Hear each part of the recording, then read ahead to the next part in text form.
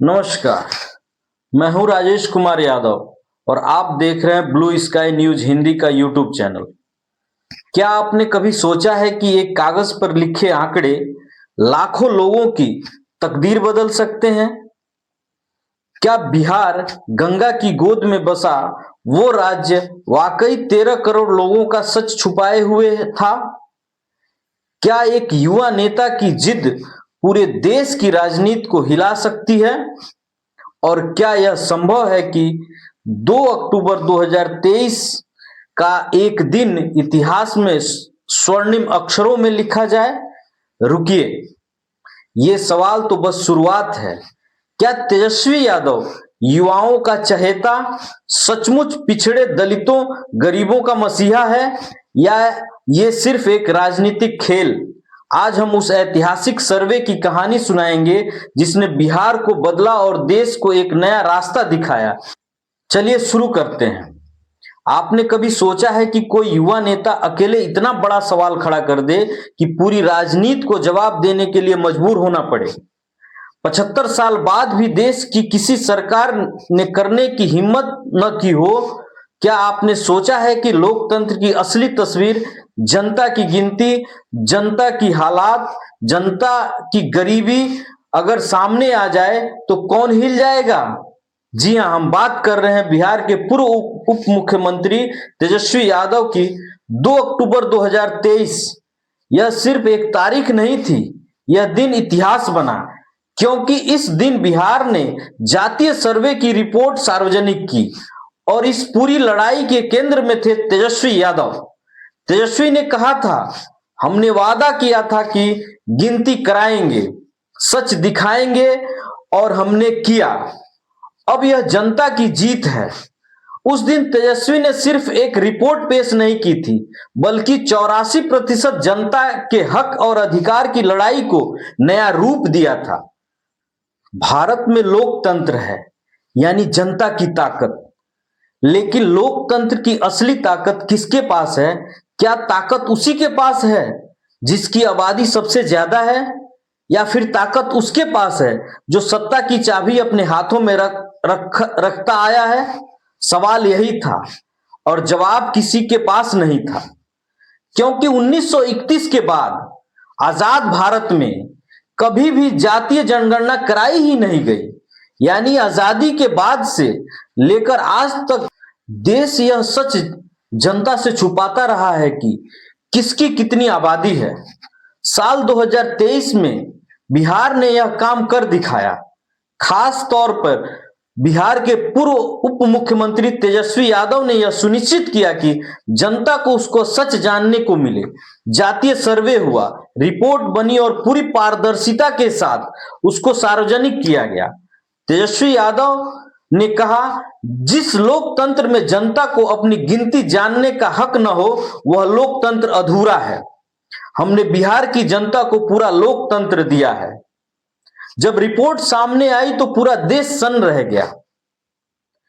अन्य पिछड़ा वर्ग, यानी जिसे हम ओबीसी कहते हैं, 63%, अनुसूचित जाति यानी एससी 19%, अनुसूचित जनजाति यानी एसटी करीब 2%, यानी कुल मिलाकर 84% आबादी पिछड़े, दलित और आदिवासी वर्ग से। तेजस्वी यादव का बयान था, जब 84% जनता है तो उसका हक भी 84% होना चाहिए। यह न्याय है, यह बराबरी है। साथियों, सर्वे ने यह उजागर किया कि लाखों परिवारों के पास पक्के घर नहीं है, खेती की जमीनें नहीं है, रोजगार की स्थायी व्यवस्था नहीं है। गरीबी और जाति दोनों की मार समाज पर सबसे गहरी है। तेजस्वी यादव ने इसे शब्दों में ढाला, यह आंकड़े भूखे पेट की कहानी है, यह टूटे सपनों और अधूरे जीवन का सच है। इन्हीं आंकड़ों के आधार पर बिहार सरकार ने आरक्षण की सीमा बढ़ाई। 65% सामाजिक आरक्षण और 10% आर्थिक आरक्षण, यानी कुल मिलाकर 75% आरक्षण। यह भारतीय लोकतंत्र का सबसे बड़ा सामाजिक सुधार था, जो कि तेजस्वी यादव की उप मुख्यमंत्री के कार्यकाल में रहते हुए किया गया था। यह एक ऐतिहासिक फैसला था। तेजस्वी ने कहा, हमने आरक्षण को सिर्फ कागज पर नहीं बल्कि जनता की ताकत के आधार पर तय किया। लेकिन यह लड़ाई अचानक शुरू नहीं हुई साथियों, इसकी जड़ें काफी गहरी है। 1970 के दशक में कर्पूरी ठाकुर ने पिछड़ों के लिए आरक्षण लागू किया। 1990 में मंडल आयोग की सिफारिशें लागू हुई। यही बीजेपी और आरएसएस के लोग उस सिफारिश के लागू होने के बाद पूरे देश में आंदोलन पर उतारू हो गए और पूरे देश को आग के हवाले कर दिया। इस सिफारिश को लागू करने में शरद यादव, लालू प्रसाद यादव जैसे नेताओं की अहम भूमिका रही। तब लालू प्रसाद यादव, शरद यादव अडिग रहे। उन्होंने कहा था, जिसे उसका हक नहीं मिला उसे हम उसका हक दिलाएंगे, चाहे पूरी दुनिया विरोध करे। यही वह विरासत है जिसे आज तेजस्वी यादव ने आगे बढ़ाया है। युवा होने के बावजूद उन्होंने अपने पिता लालू यादव और समाजवादी धारा के मजबूत नेता स्वर्गीय मुलायम सिंह यादव, स्वर्गीय शरद यादव की राह पर चलते हुए इसे नई ऊर्जा दी है। बिहार के इस कदम ने पूरे देश को हिला के रख दिया। विपक्षी दलों और जनता की ओर से आवाज उठी, अगर बिहार कर सकता है तो भारत क्यों नहीं, पूरा देश क्यों नहीं कर सकता है। केंद्र सरकार पर दबाव इतना बढ़ा कि उसे संसद में जातीय जनगणना पर बात करनी पड़ी, लेकिन नतीजा सिर्फ घोषणाएं। न तो सर्वे कराया गया, ना ही कोई रिपोर्ट सामने आई। तेजस्वी यादव ने तीखी टिप्पणी करते हुए कहा कि केंद्र सरकार जनता से सच छुपा रही है। उन्हें डर है कि आंकड़े सामने आ गए तो उनका पूरा गणित बिगड़ जाएगा। लोकतंत्र का मतलब है जनता को सच बताना, सच से रूबरू कराना, लेकिन केंद्र सरकार ने सच छुपाया।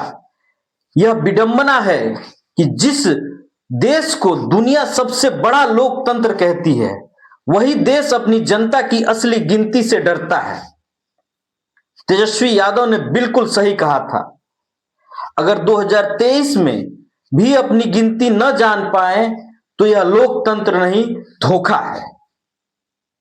बिहार का युवा इस रिपोर्ट को अपने भविष्य का नक्शा मान रहा है, क्योंकि आंकड़े बताते हैं कि ताकत किसके पास है और हक किसको मिल रहा है, किसको मिलना चाहिए।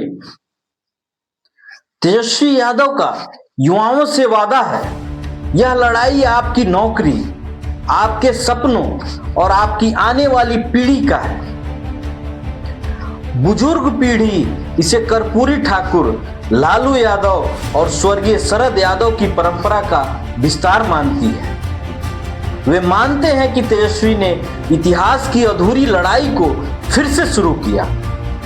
लेकिन जब बिहार सरकार ने 75% आरक्षण लागू करने का ऐतिहासिक फैसला लिया तो क्या हुआ साथियों? यही बीजेपी आरएसएस से जुड़े लोग अदालत पहुंच गए। पटना हाईकोर्ट में याचिका दायर हुई और उस फैसले को रोक दिया गया। यानी जिस आरक्षण का सपना करोड़ों गरीबों, दलितों, पिछड़ों ने देखा था, उसे रोकने का काम भी उन्हीं बीजेपी और आरएसएस की ताकतों ने किया जो जनता की गिनती से डरती है। तो सवाल आपके सामने, क्या यह लोकतंत्र का अपमान नहीं कि बिहार ने हिम्मत दिखाई और केंद्र पीछे हट गया? क्या यह न्याय है कि 84% जनता को आज भी बराबरी का हिस्सा नहीं मिल रहा? और क्या यह सच नहीं कि जनता की गिनती से डरने वाले ही लोकतंत्र के सबसे बड़े दुश्मन हैं? इतिहास गवाह है, कर्पूरी ठाकुर से लेकर लालू प्रसाद यादव, स्वर्गीय शरद यादव तक और अब तेजस्वी यादव तक यह लड़ाई कभी थमी नहीं। आज यह लड़ाई फिर से जीवित है और यह लड़ाई तब तक चलेगी जब तक हक और बराबरी का सूरज नहीं उग जाता। अब सवाल सिर्फ आरक्षण का नहीं, सवाल है कि बिहार की जनता अपना भविष्य किसे सौंपेगी। 2025 में बिहार विधानसभा का चुनाव होने वाला है। उसमें अब कुछ ही महीने बचे हैं, कुछ महीने ना साथियों कह के हम कहें कुछ दिन ही बचे हैं। यह चुनाव केवल सत्ता बदलने का नहीं है, यह उस संघर्ष को आगे बढ़ाने का चुनाव है जिसे तेजस्वी यादव ने ऐतिहासिक रूप से जनता के सामने रखा। तेजस्वी ने जनता को सच दिया, जनता के हक को आवाज दी। अब बारी जनता की है। क्या जनता उस नौजवान नेता का साथ देगी जिसने इतिहास रचा, या फिर उस ताकतों को मौका देगी जिन्होंने अदालतों में जाकर जनता के हक को रोका? याद रखिए, यह चुनाव एक वोट नहीं है, यह चुनाव है अपने बच्चों की नौकरी का, अपने घर की इज्जत का, अपने समाज की बराबरी का, अपने आने वाले कल का। तेजस्वी यादव ने जो शुरुआत की है उसे मंजिल तक पहुंचाना बिहार की जनता के हाथ में है।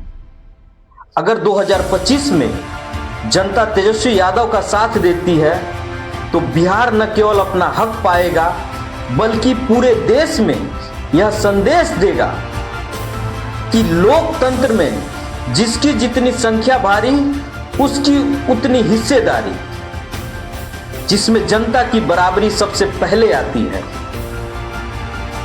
और यही वजह है कि आज इस लड़ाई की सबसे बड़ी ताकत जनता है। जनता तय करेगी कि बिहार का भविष्य किसके हाथ में होगा।